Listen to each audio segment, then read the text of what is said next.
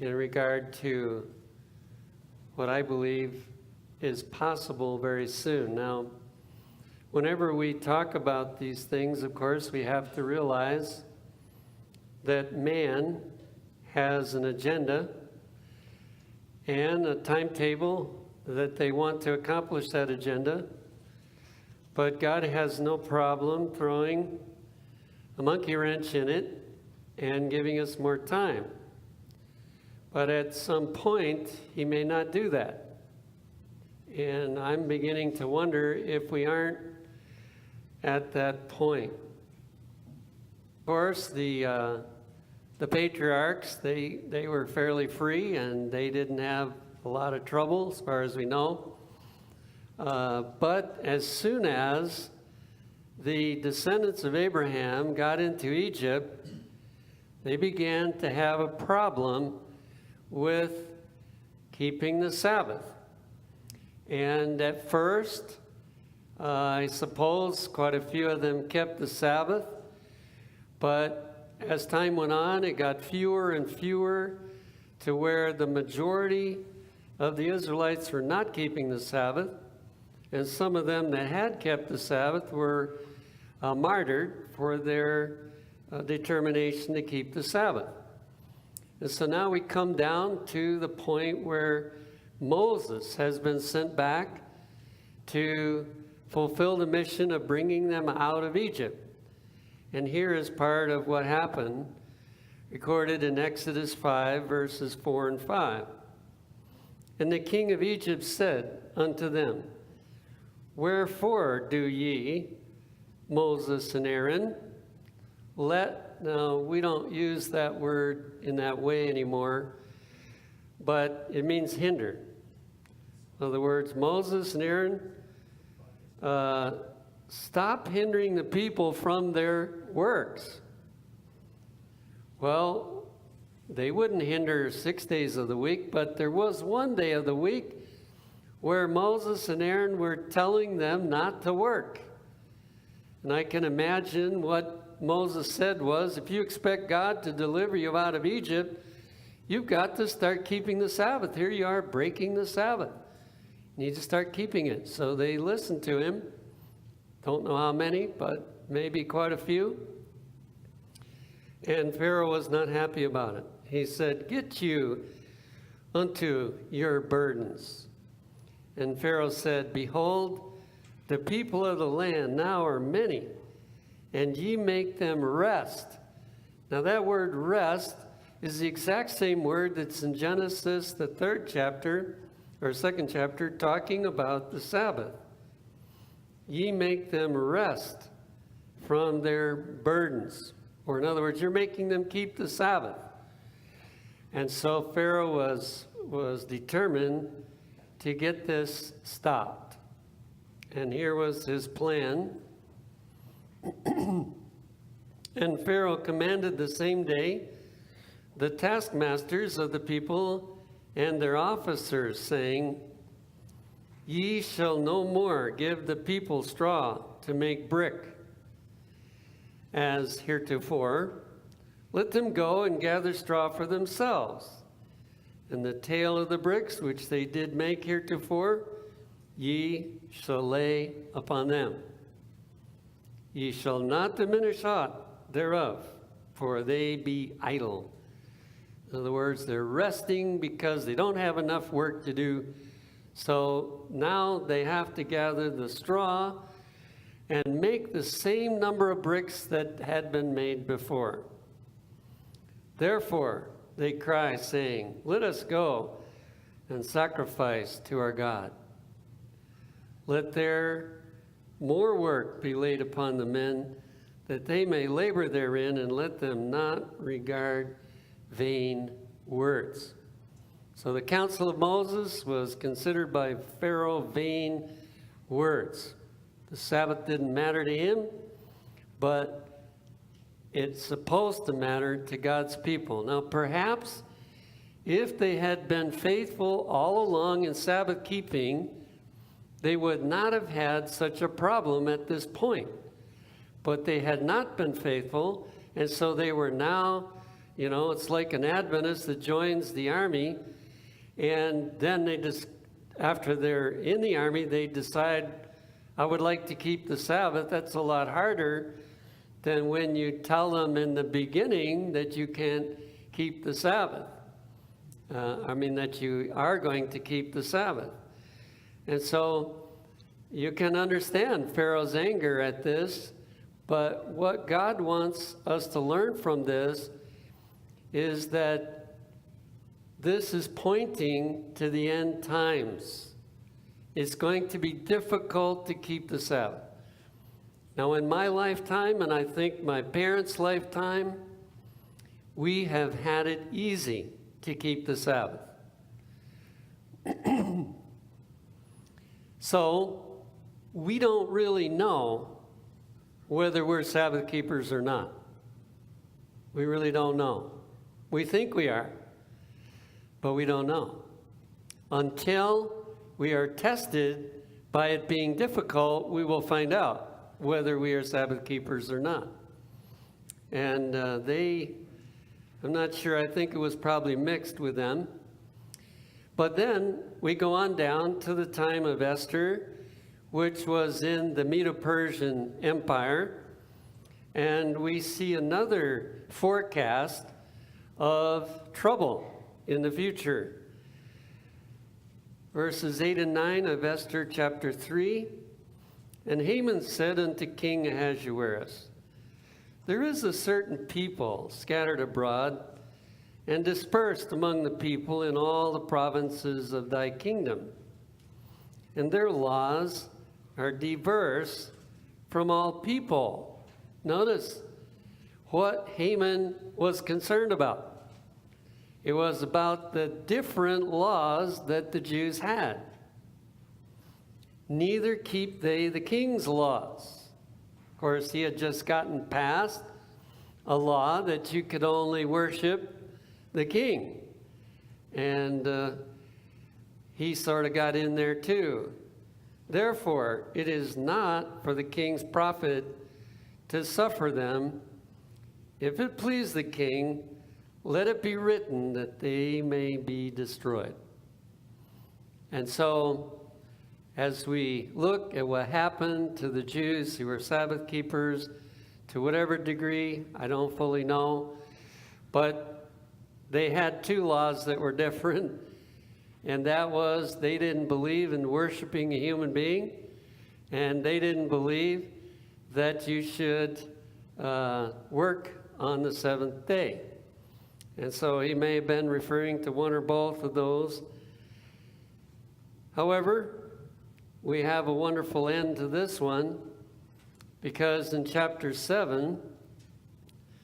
8, verses 7 and 8, and verse 17, it says, Then the king Ahasuerus said unto Esther the queen, and to Mordecai the Jew, Write ye also for the Jews, as it liketh you, in the king's name, and seal it with the king's ring.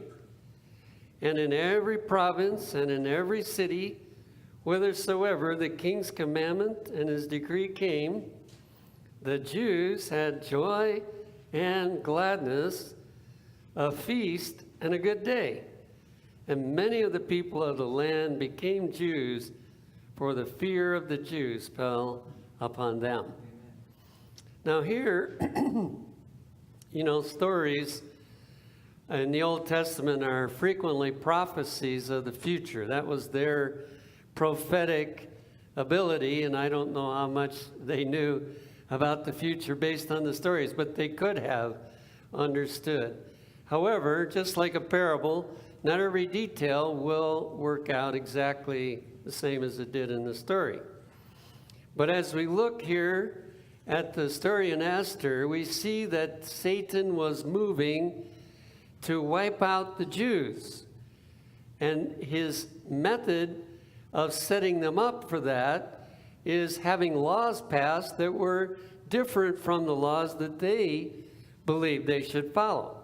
And so they got in trouble. And they got to the point where actually a law had been passed that all of them were to be killed unless they would give up following their distinctive laws. And we see this as a forecast of what is going to happen in the future. And that point is going to be exact. There will be a law finally passed to destroy every Sabbath keeper on planet Earth. It will take time for it to build up to that point, but it's going to get to that point. And the same deliverance that is spoken about here in the book of Esther is going to take place. But this time, it's going to happen by the voice of God. He's going to speak out of heaven, and he's going to say, "It is done." And when he says, "It is done," the Euphrates River dries up, because the Pope and all those that are following him, their whole cause is wiped out in just a moment when God says, "It is done." So this story should have very special meaning for us. And if you're like me, you know, I don't do sports anymore, but when I did, I didn't like to lose. And so I did everything possible to win. I don't like to lose. So we're going to be, if we're still Sabbath keepers at that point, we're going to be on the winning side. And those that have attacked us and so on are going to lose. Then we go to Daniel, and we see another story that predicts what's going to happen. In Daniel 3, verses 4 to 6.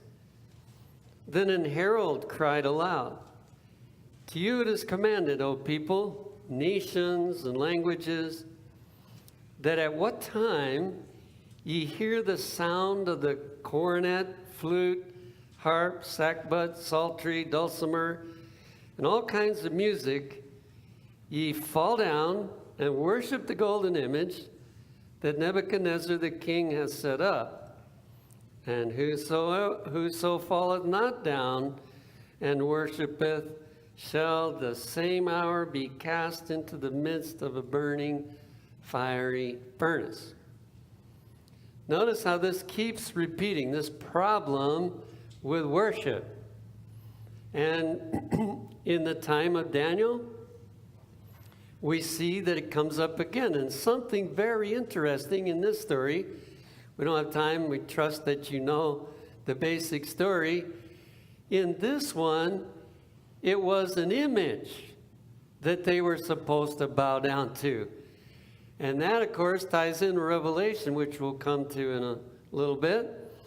And so, obviously, this story is talking about a day in the future when people are going to bow down and worship the image to the beast. And it's a warning, don't do it. Daniel's 3 friends, Daniel was somewhere else at this time, and so his 3 friends were in that crowd, and they had to make a decision. Are we going to worship this image or not? And they chose not to do it. And as a result, they did get thrown in, but God delivered them. Now, he's not going to deliver everyone in the last days, but if he chooses to deliver them, he will. And we know the 144,000 will be delivered. They will probably go through all kinds of things, and yet they can't get them. God delivers them from it. And so whether we're delivered or not, we still gain the victory. Then we go down to Jesus, who also was concerned about this. Matthew 24, verses 15 through 21. "When ye therefore shall see the abomination of desolation, spoken of by Daniel the prophet, stand in the holy place," and here the Bible puts in a thought, "Whoso readeth, let him understand." So the question is, do we understand? We are supposed to understand this prophecy. "Then let them which be in Judea flee into the mountains. Let him which is on the housetop not come down to take anything out of his house, neither let him which is in the field return back to take his clothes, immediately to leave. And woe unto them that are with child, and to them that give suck in those days. Now let me just mention here, those of you that think about having children, you better pray hard, because this is a warning. And if you miss the warning and you go ahead when God didn't call you to do that, it says, woe unto them that are with child, and to them that give suck in those days. But pray ye that your flight be not in the winter. Can you imagine what it would be like to start out for the mountains in the winter time? Neither on the Sabbath day. How can you keep Sabbath very well if you have to be running? But pray ye that your flight be not in the winter, neither on the Sabbath day, for then shall be great tribulation, such as was not since the beginning of the world to this time, no, nor ever shall be. Now, I believe there's a clue here that indicates a double application. I couldn't put all the text in in this sermon tonight, but hopefully you're familiar with some of them. In the book of Daniel, it says, there will be a time of trouble such as there has never been upon the earth. And we know that to be the time after the close of probation. And so here again, there is reference to a time of trouble that never existed before. Now, the 1,260 years qualified up to that time. It was the worst time of trouble, it was the longest, and it was the worst. But there's another one coming that's even worse. And so there, in this particular chapter, we have a prophecy that has more than one fulfillment. Now here, I think some people are getting confused. The primary fulfillment of any prophecy that has more than one application, the final one is the primary one, not the first one. It's the last one that is the primary one. And so let's look at a few things to help us see the truthfulness of this two application idea. Desire of Ages, page 628, says Jesus did not answer his disciples by taking up separately the destruction of Jerusalem and the great day of his coming. He mingled the description of these two events. There's a key word. When he answered the disciples, he was talking about two events, and he mingled, it says, the description of these two events. In mercy to them, he blended the description of the two great crises. So there's another key word. He blended the two together. Now, if you've ever blended anything, you can't tell the difference, what you put in there. Those things became one, blended. So that's a very interesting word. When he referred to the destruction of Jerusalem, his prophetic words reached beyond that event to the final conflagration. So there's 3 times clear statements that this prophecy has a double application. And in Signs of the Times of February 20, 1901, says the description of the two events is mingled. So there's that word again. And the entire subject is a warning to those who shall live in the last scenes of Earth's history. So there's the primary application of it. In the last days of Earth's history, the last scenes of Earth's history. 2 applications. And that's not the only prophecy that has more than one application. In the book Maranatha, page 180, it says, "The time is not far distant when, like the early disciples, we shall be forced to seek a refuge in desolate and solitary places. As the siege of Jerusalem by the Roman armies was the signal for flight to the Judean Christians, so the assumption of power on the part of our nation," and it's talking about the United States, but notice what we are to focus our eyes on. "In the decree enforcing the papal Sabbath will be a warning to us."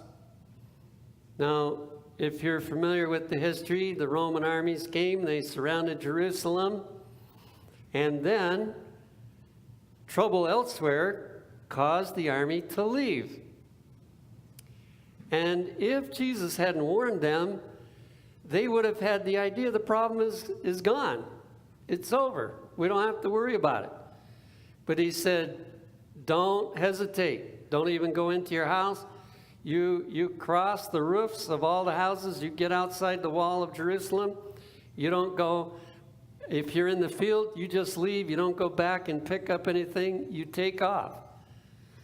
And here it equates what people need to do when the Sunday law is passed. Now, God has been telling us to leave the cities for a long time. This is what I call the last call to leave the city, and you probably lose your property. You can't sell it at that point. You're just going to have to forget it and just walk out. Now you can sell your property in the city and buy a country home, but at that point, it's too late. When that Sunday law is passed, you leave, and you don't bother to take much with you. It will then be time to leave the large cities, preparatory to leaving the smaller ones for retired homes in secluded places among the mountains. So there's 2 steps after that. We leave all the big cities. If there's anybody left in there, I'm glad to be out ahead of time, although sometimes I wonder if we're far enough out here. But we go to the smaller towns, and then we have to leave that as well.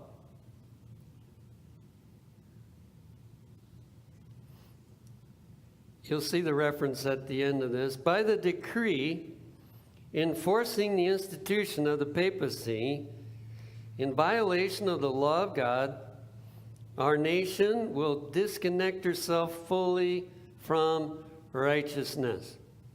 So this nation started out, it had the best laws, it had the best viewpoint on religious liberty that any nation had ever had. But when the Sunday law is passed, this nation will disconnect herself fully from righteousness.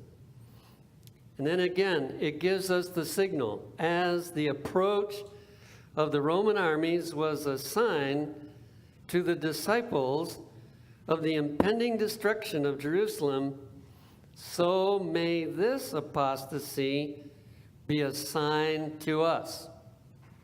And then it lists 4 things. It's a sign to us as Seventh-day Adventists. So are we paying attention to what is going on? If we're not, how will we recognize the sign? Right after that, it says, it's a sign that the limit of God's forbearance is reached. You know, nations have a period of probation. And when that national Sunday law is reached, this nation will have finished its probation. That the limit of God's forbearance is reached. That the measure of our nation's iniquity is full. And that the angel of mercy is about to take her flight, never to return. And the fourth one, the people of God will then be plunged into those scenes of affliction and distress which prophets have described as the time of Jacob's trouble. Now, it's not listing all of the events there, but this is sequential, that the three are talking about what's happening to the United States when that decision is made. And the last one is telling us an event that happens after the close of the probation for the whole world.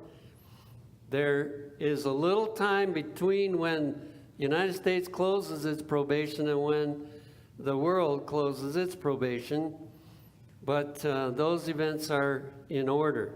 So we need to see the Sunday law as a sign, and it won't be long till all these things have taken place.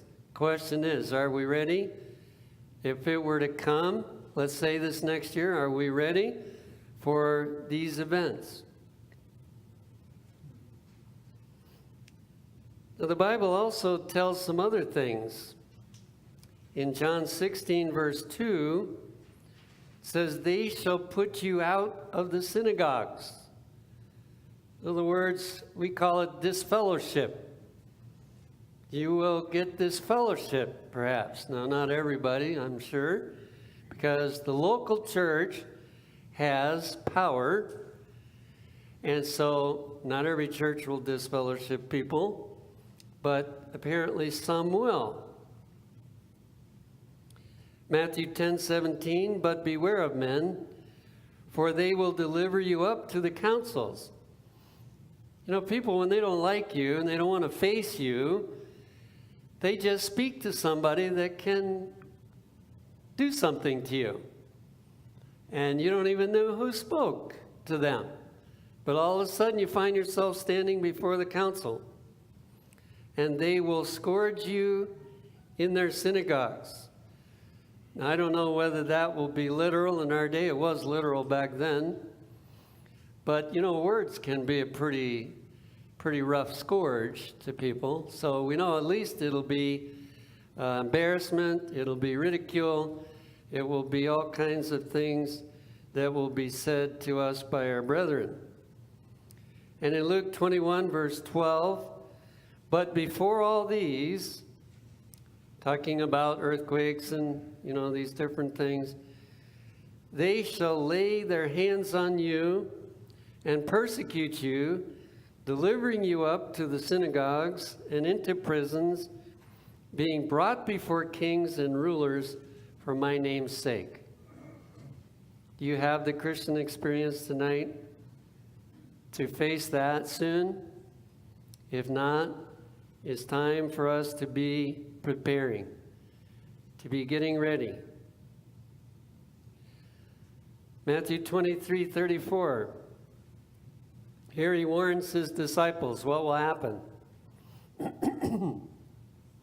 Wherefore, behold, I send you prophets and wise men and scribes. No, this is telling the Jews what they are going to do. Wherefore, behold, I send unto you prophets and wise men and scribes, and some of them ye shall kill and crucify, and some of them shall ye scourge in your synagogues, and persecute them from city to city. From a manuscript 105 in 1894, we read this: in these last days, the history of the Jewish nation is being repeated in the Christian church. So this applies again. It's not just what happened back then. Yes, it happened back then, but it's going to happen again. Now we go on to Revelation 13. This is probably the best known text we'll look at tonight. However, I hear some interesting misunderstandings about this passage. And the he represents the United States. And he exerciseth all the power of the first beast. And the first beast in Revelation is the papacy. So the United States is going to act just like the Catholic Church. And when you read about what the Catholic Church has done in the past, you get an idea of how the United States is going to act.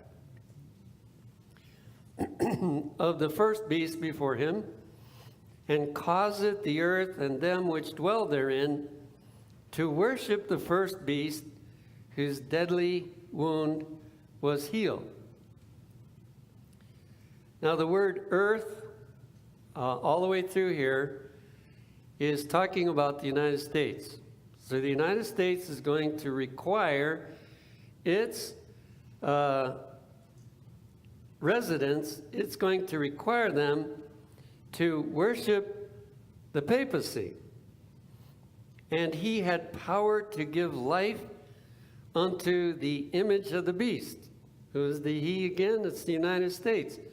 The United States has power to give life unto the image of the beast, that the image of the beast should both speak and cause that as many as would not worship the image of the beast should be killed. And he causeth all, both small and great, rich and poor, free and bond, to receive a mark in their right hand or in their foreheads, and that no man might buy or sell save he that had the mark. Here is a perfect clue of the United States. We are not a warlike nation. Recently, I read a book about the Second World War, about a family that was Polish, and what happened to them when the Germans took them over, and then after that, the Russians took them over, and the kind of things that they experienced were just unreal. And yet God brought them through that experience.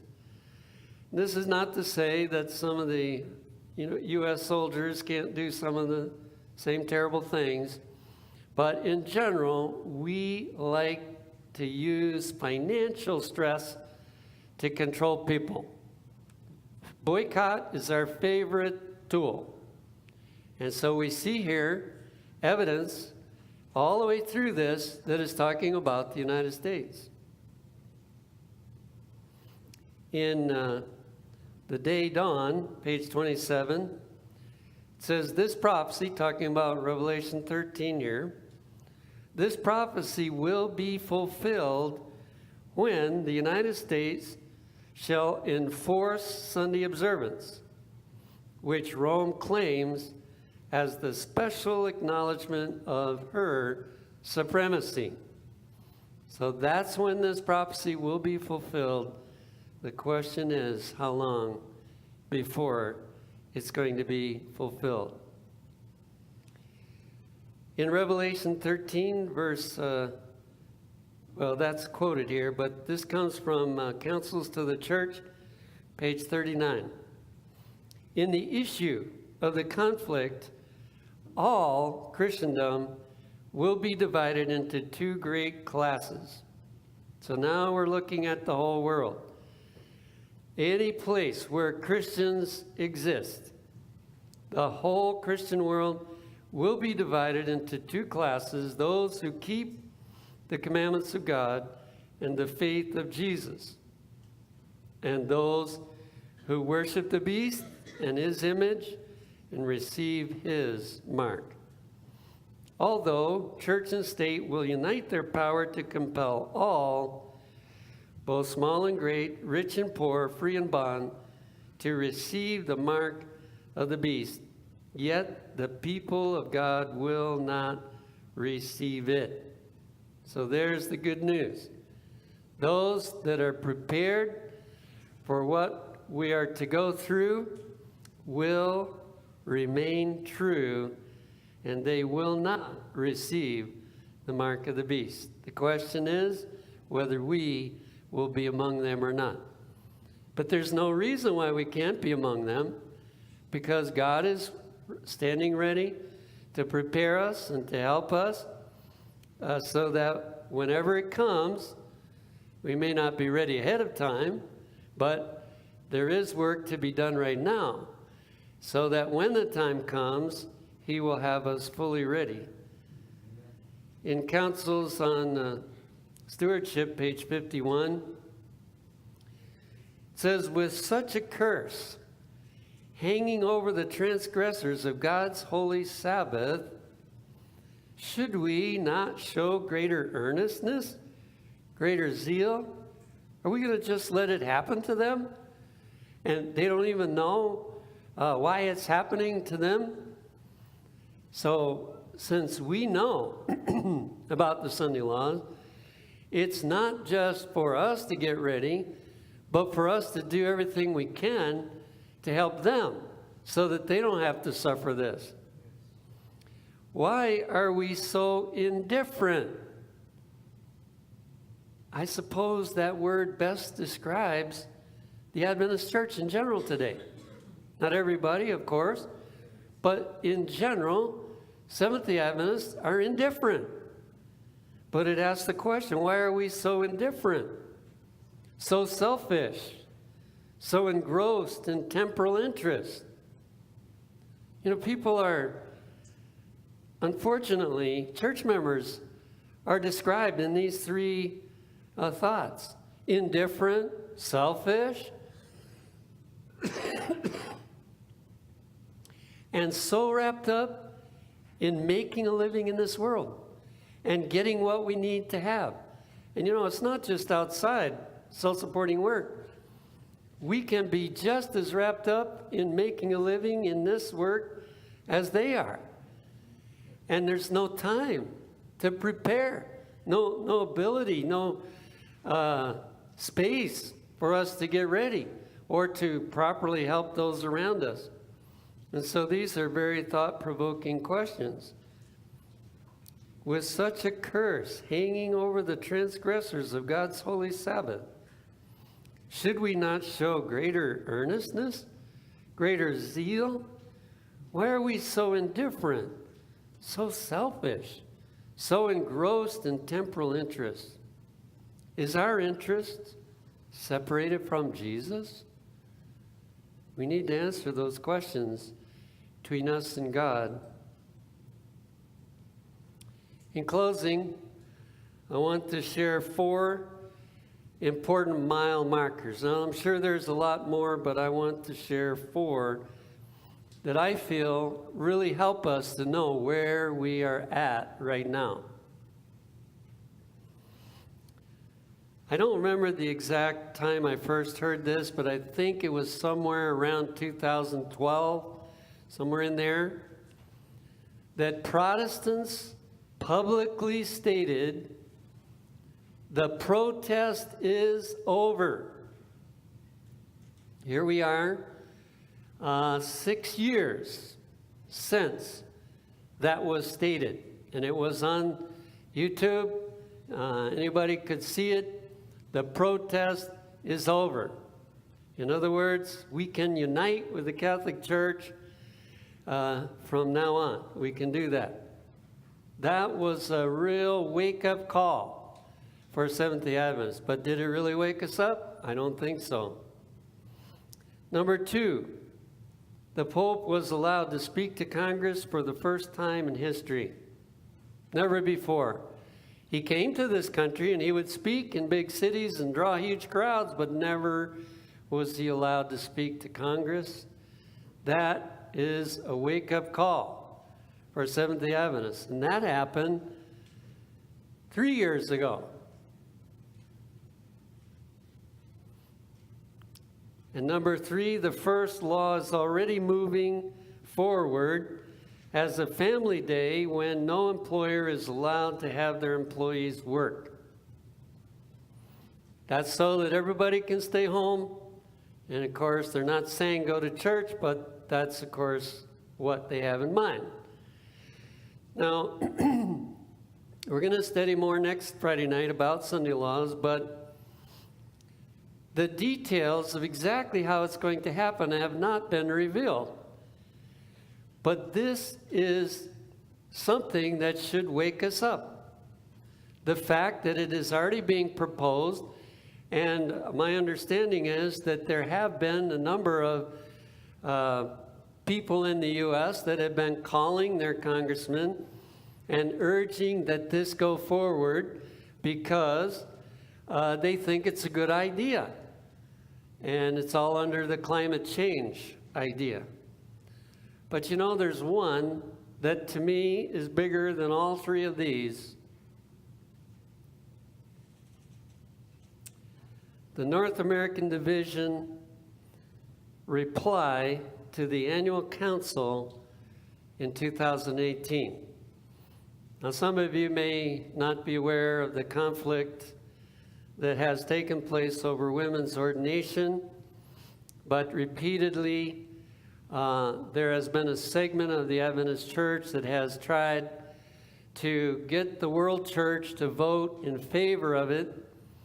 In 2015 at the GC, it was presented again in this way: please allow every division to make their own decision. Don't make us all and the whole world follow the same rule, but allow the individual divisions to make their own decision. And the world church said, no, we want to stick together on this issue. Well, it didn't stop the ordaining of women in this country. They kept on going, even have a conference president, that you're not supposed to be a conference president without being ordained. And so it just kept on going. So the annual council spoke several times about this, but in 2018, they decided if entities in the Adventist Church do not obey the decision of the world church, they will be disciplined. And they outlined what the discipline would be, which was pretty mild discipline, but it was discipline. Right after the annual council, there was the North American Division year-end meetings. And here's what they decided. We are compelled to reject the spirit and direction of this document voted at the 2018 Annual Council, as it is not consistent with the biblical model of the church. In other words, they're saying the world church is no longer manifesting Christian behavior. The world church has gone off. We simply cannot, in good conscience, support or participate in the implementation of the process outlined in the document, which is the disciplinary process. Now, of course, it wasn't voted at a GC, it was voted by an annual council, but there are representatives there from the world field, and so they're saying they were not Christian in the way they wanted to deal with us, and so we are not going to comply.